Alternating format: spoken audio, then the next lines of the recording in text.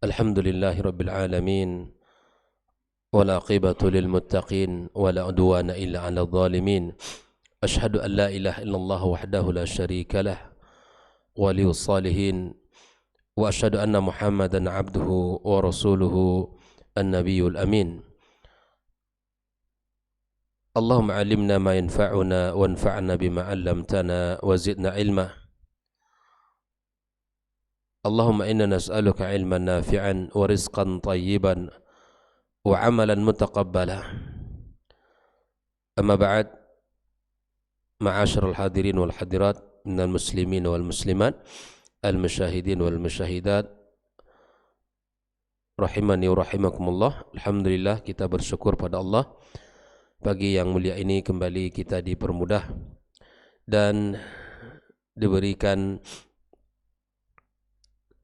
kebaikan yang sangat banyak untuk bisa mengawali hari kita dengan ibadah, ketaatan, dan semoga dengan berkumpulnya banyak kebaikan pada pagi ini, kebaikan di waktu subuh, kebaikan kita duduk di rumah Allah, dan kebaikan kita duduk di majelis ilmu ini, terutama kita berada di bulan yang mulia, bulan Ramadan.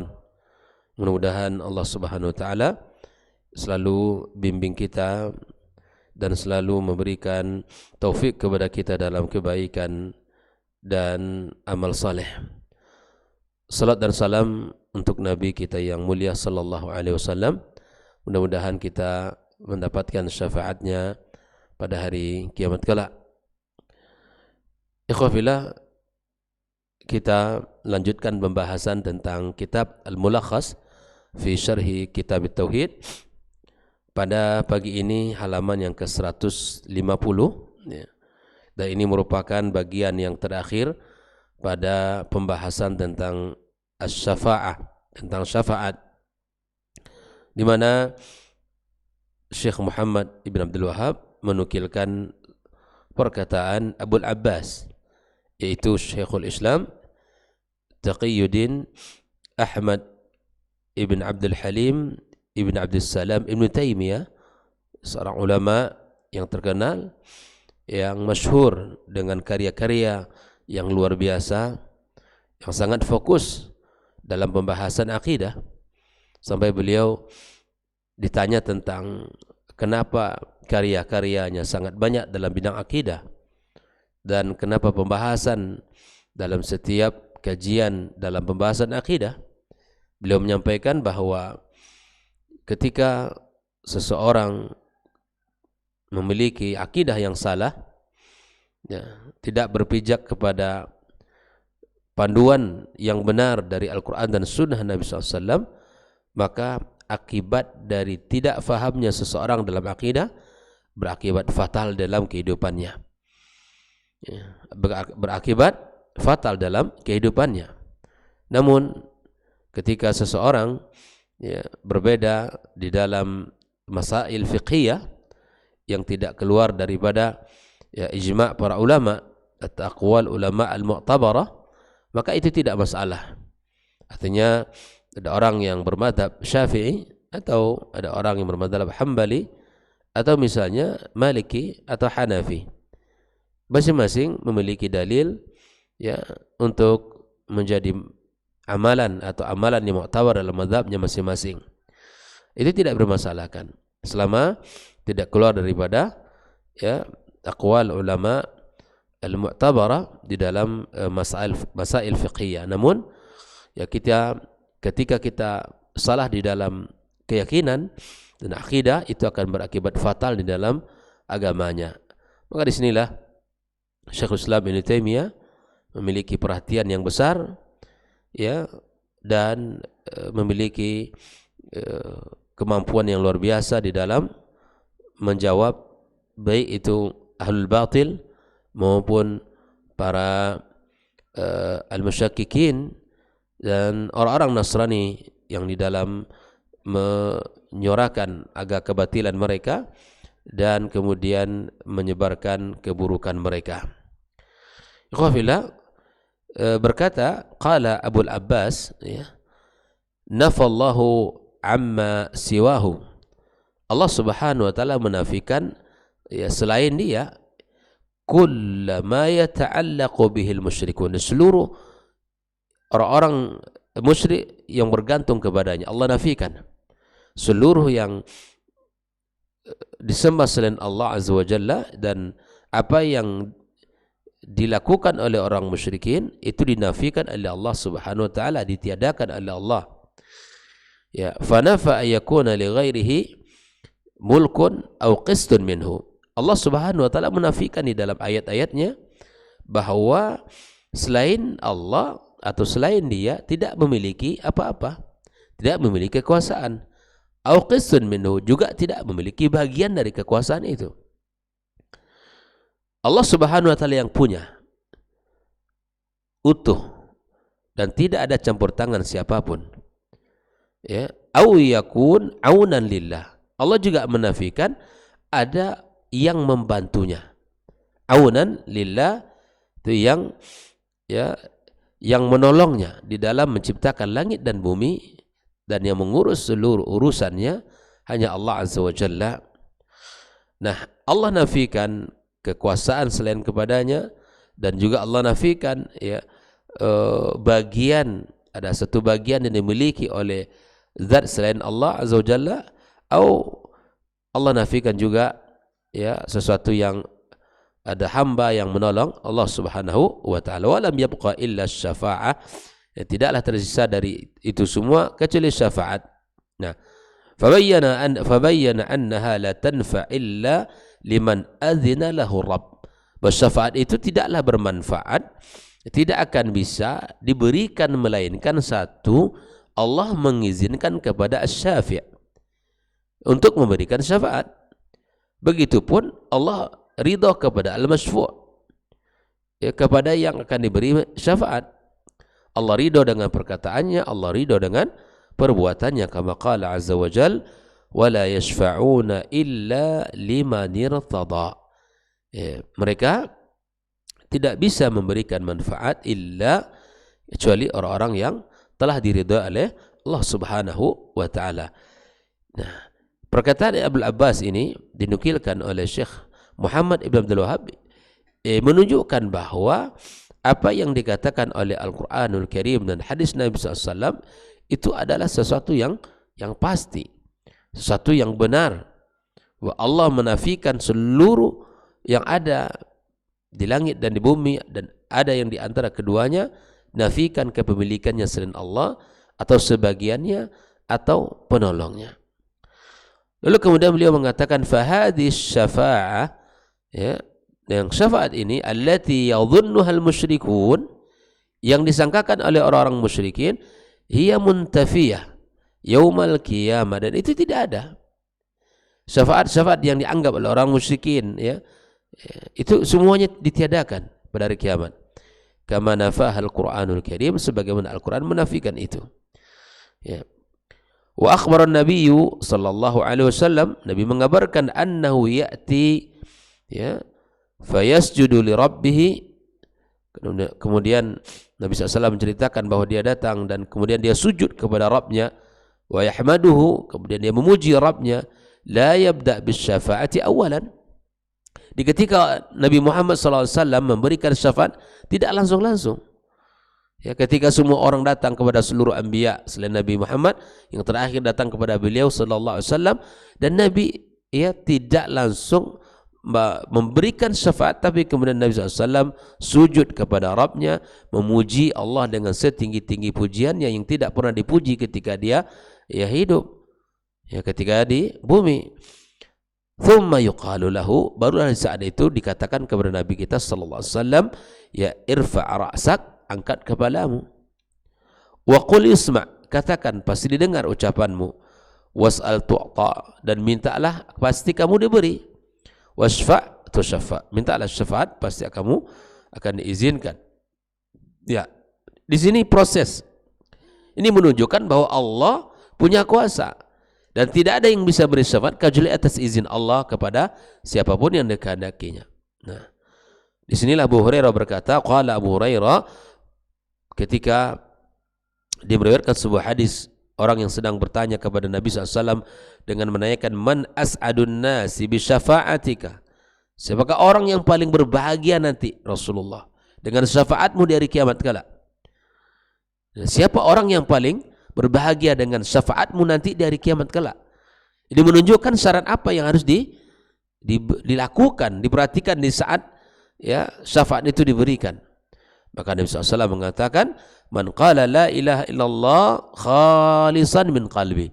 Yang mengatakan la ilaha illallah, ya ikhlas dari hatinya. Orang bertauhid, ini ahlu tauhid ini. Jadi orang yang berbahagia dengan syafaat Nabi itu siapa? Ahlu tauhid, ahlul iman, bukan ahlu syirik. Bukan ahlu syirik. Tapi orang-orang yang bertauhid kepada Allah dan orang-orang yang beriman kepadanya, dialah orang yang berhak mendapatkan syafaat Nabi sallallahu alaihi wasallam.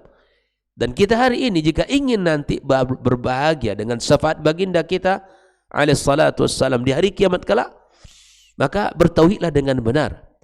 Dengan tauhid yang sumbernya Al-Quran dan Sunnah. Bertauhid dengan pemahaman para as-salafil ummah. Itulah syarat utama kita. Di saat semua orang membutuhkan syafaat, tidak ada yang bisa memberi syafaat. Dan tidak ada perlindungan sedikit pun. Ya, maka kita ikhwah fillah rahimakumullah menginginkan hari itu mendapatkan syafaat dari baginda kita SAW. Bahkan kita ucapkan terus, semoga kita mendapatkan syafaat. Semoga kita mendapatkan syafaat dalam setiap kita mengucapkan selawat kepadanya. Tapi apakah ucapan harapan kita dengan realita perbuatan kita itu sama? Apakah dalam kehidupan kita bergelimang dengan kesyirikan? Ataukah kita benar-benar telah membersihkan tauhid kita? Nah, antar harapan kita yang besar kepada Allah, Allah mengizinkan Nabi kita memberikan syafaat, maka kita dari satu sisi jadilah orang yang bertauhid, beriman kepada Allah dengan iman yang benar. Ya. Menjadi orang yang selalu mengucapkan la ilaha illallah ikhlas dari hatinya sendiri. Ikhwafillah rahimakumullah, fatilka syafa'atu li ahli ikhlasi biidznillah. Itulah syafaat yang akan Allah berikan kepada orang-orang yang ya memiliki keikhlasan dengan izin Allah. Keikhlasan itu penting. Wala takunu liman asyraka billah, dan syafaat tidak diberikan kepada pelaku syirik. Coba lihat, tidak diberikan kepada pelaku syirik. Makanya ikhwafillah rahimakumullah, orang yang mengajak kepada tauhid yang benar, kepada akidah yang benar, itu memang berat tantangannya. Karena musuhnya bukan saja manusia, syaitan dari golongan jin dan syaitan dari golongan manusia. Orang mengajak kepada tauhid yang benar, membersihkan akidahnya, agar tidak minta kepada para kubur, ahli kubur, atau mengajak orang untuk tidak beribadah di kuburan, untuk tidak beribadah dan minta kepada ahli kubur, tidak beristighatsah kepada mereka, ya, dan tidak mengambil keberkahan dari tanah kuburan. Maka banyak orang yang tidak suka dengan dakwah seperti ini. Banyak gerakan-gerakan yang menamakan laskar sufisme yang tidak mau ya akidah tauhid seperti ini dikembangkan. Macam-macam. Maka siapapun yang mendakwakan dakwah tauhid pasti akan menghadapi ya ujian dan pasti akan ada tantangan. Karena yang kita ajak ini sesuatu yang berat dan besar. Kalau sesuatu berat dan besar, pasti tantangannya besar. Maka jangan pernah berhenti para asatidzah, para duat untuk menyuarakan tauhid, mengajak orang memurnikan akidahnya, menjauhkan kesyirikan dalam kehidupannya, mendakwakan akidah yang sahihah, berpijak di atas agama yang benar dan di atas sunnah Nabi SAW. Maka ikhwafillah, kita mesti berusaha keras ya membenarkan tauhid kita, dan cara yang paling terbaik adalah belajar, membaca kitab-kitab para ulama, termasuk kitab Syekh Muhammad Ibn Wahab yang sangat banyak konsen dalam bidang tauhid, seperti kitab tauhid ini, kitab yang luar biasa yang mendapatkan ya respon dari para ulama, masing-masing memiliki syarah ya, karena melihat besarnya faedah buku ini. Makanya kita baca, kita pelajari agar akidah kita benar. Abaikan orang-orang yang menuduh dengan tuduhan yang tidak benar. Ya.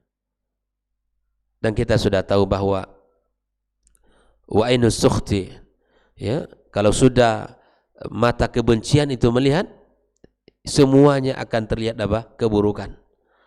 Tapi selamilah buku-buku dia, pelajarilah kitab-kitabnya dengan mencari kebenaran, ya, maka tidak akan nampak sedikit pun ada cacat dan kekurangan dari dakwah yang beliau sampaikan.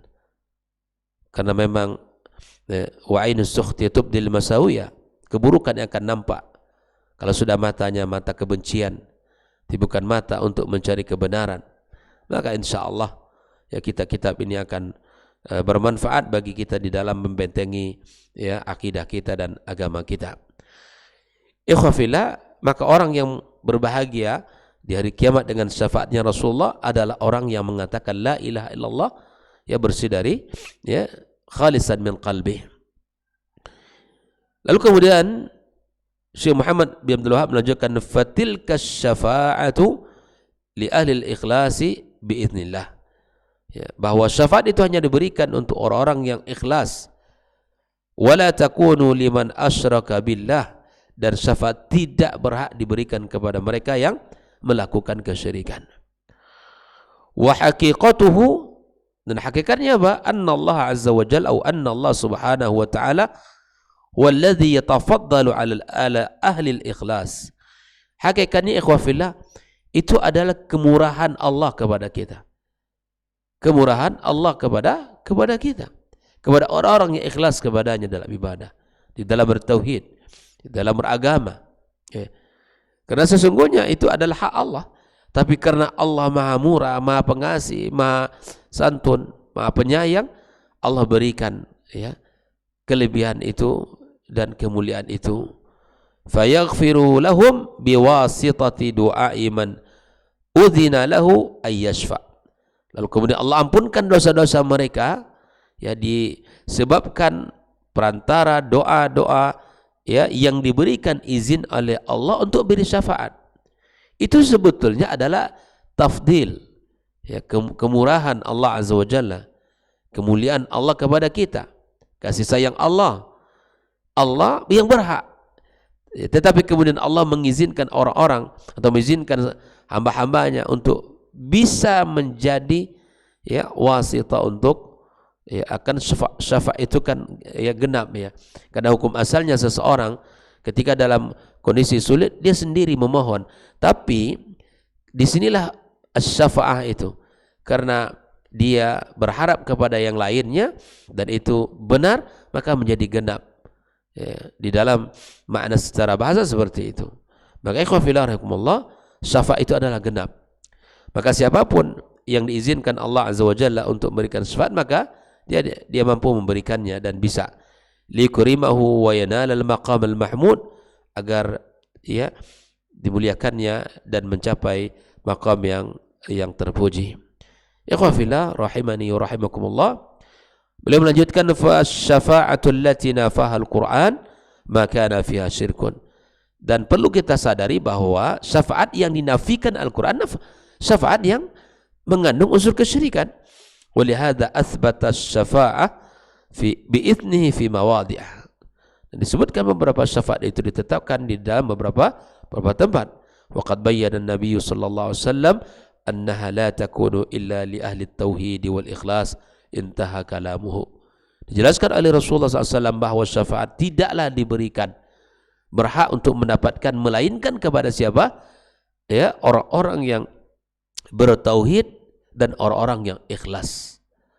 Maka ikhwan fillah rahimakumullah, mari kita sama-sama bersemangat untuk mempelajari tauhid ini dan kita berada di atas pemahaman yang sahih.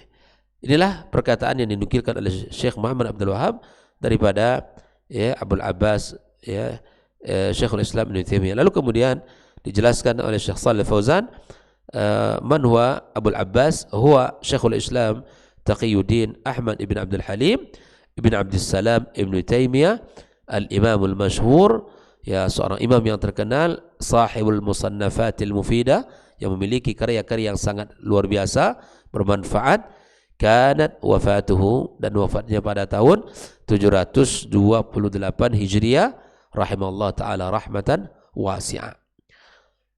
Di dalam ungkapannya qistun nasib, bagian asy-syafa'atul lati yadhunnuha al-musyrikun, maksudnya alladzi yatlubunaha min ghairillahi minal andan, bahwa keyakinan orang-orang musyrikin meminta syafaat kepada selain Allah itu ditiadakan Allah Azza wa Jalla, ditiadakan oleh Allah, itu tidak ada anggapan-anggapan seperti itu.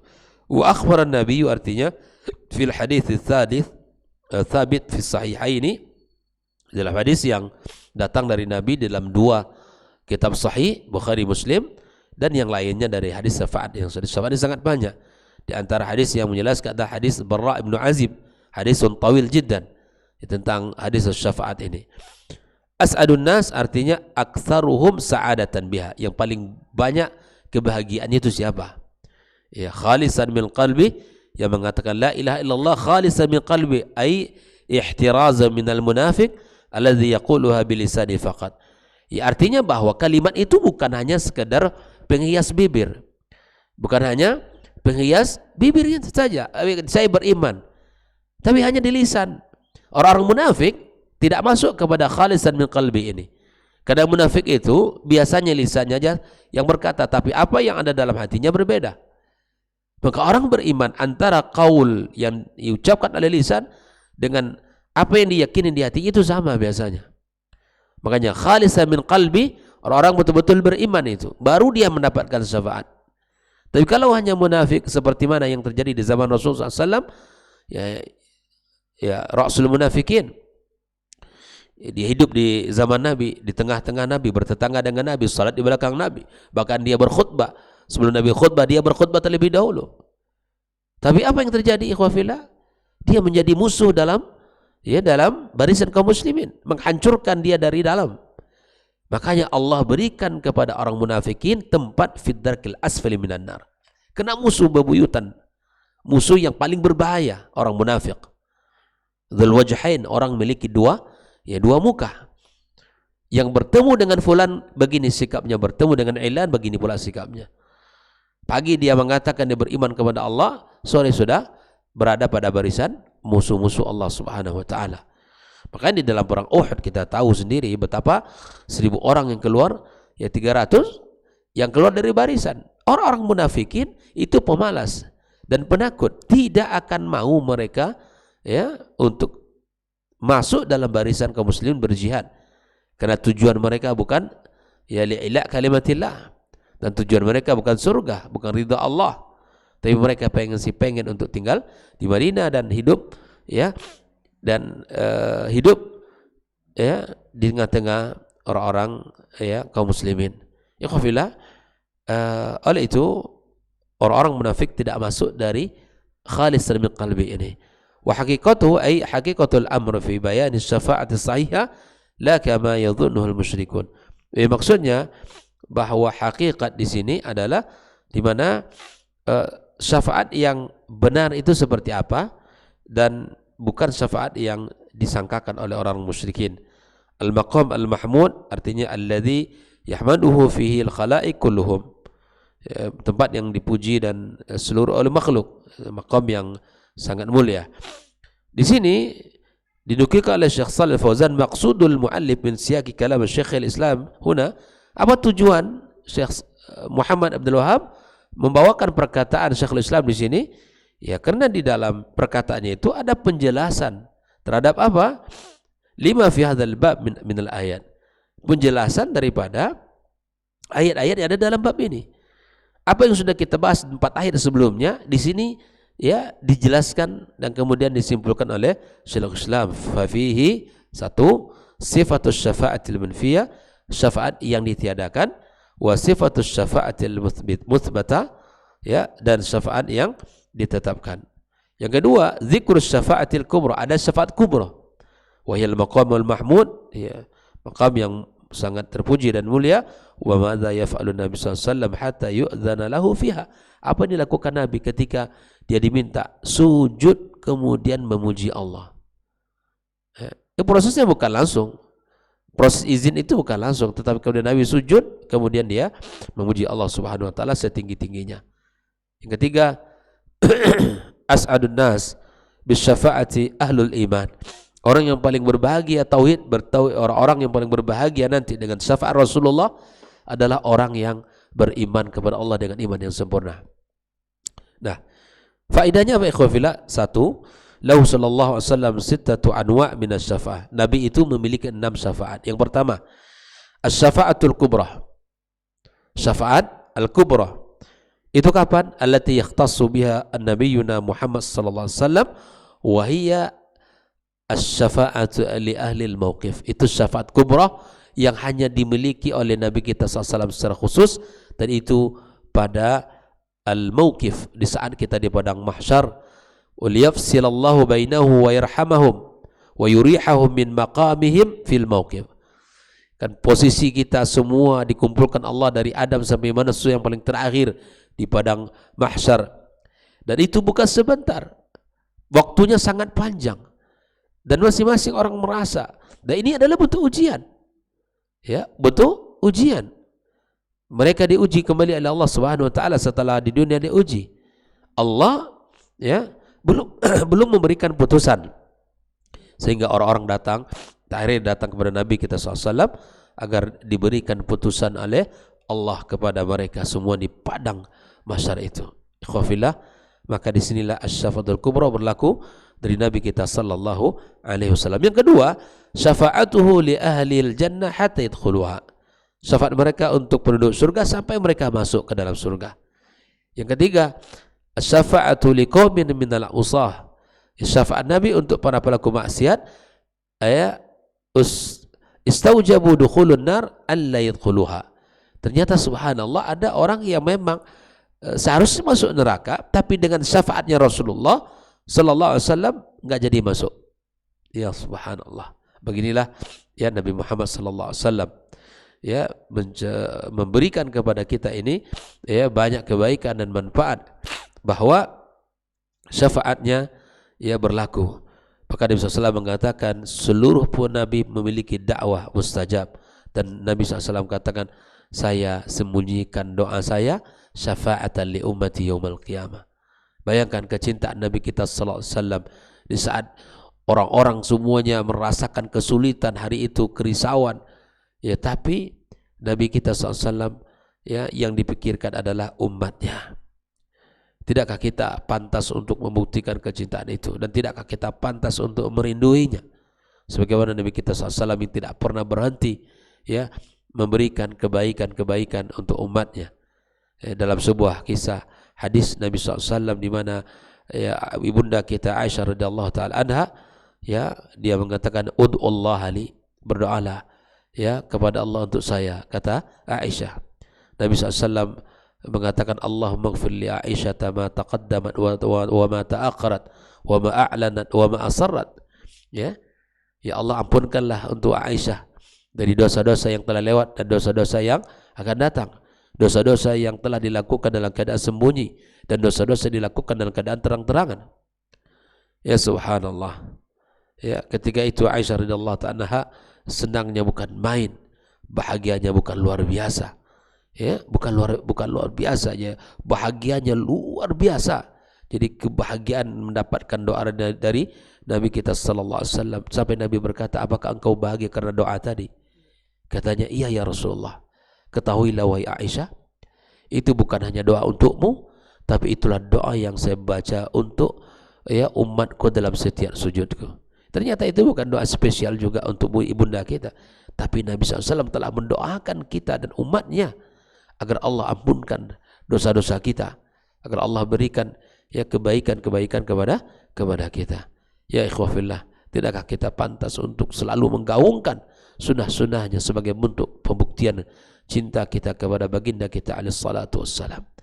Nah, syafaat yang pertama tadi syafaat kubra, syafaat yang kedua syafaat mereka dia untuk orang-orang agar masuk surga, dan yang ketiga syafaat untuk orang-orang yang harusnya masuk neraka tapi kemudian mereka dimasukkan ke dalam surga. Yang keempat, asy-syafa'atu fi qaumin minal usah dakhulun nar ayakhruju minha. Syafaat Nabi untuk para pelaku maksiat yang sudah masuk neraka agar keluar dari neraka, masuk ke dalam surga. Jadi nanti ada ya orang-orang sudah masuk ke dalam neraka, kemudian dikeluarkan Allah Azza wa Jalla dengan syafaat Nabi kita sallallahu alaihi wasallam. Kemudian yang kelima, asy-syafa'atu fi qaumin min ahlil jannah. Ya, syafaat mereka bukan hanya sekadar orang yang sudah masuk, tapi ada syafaat untuk mereka yang sudah masuk ke dalam surga, li ziyadati thawabihim wa rif'ati darajatihim, untuk menambahkan pahala mereka dan meninggikan derajat mereka. As-sadisu wal akhiru ya syafa'atuhu sallallahu alaihi wasallam fi ammihi Abi Talib. Syafaat Nabi untuk pamannya Abi Talib, ayukhaffifa anhu adzaban nar, agar Allah ringankan padanya azab neraka. Karena dia bukan ahlul tauhid dan ahlul iman, maka tidak bisa diselamatkan.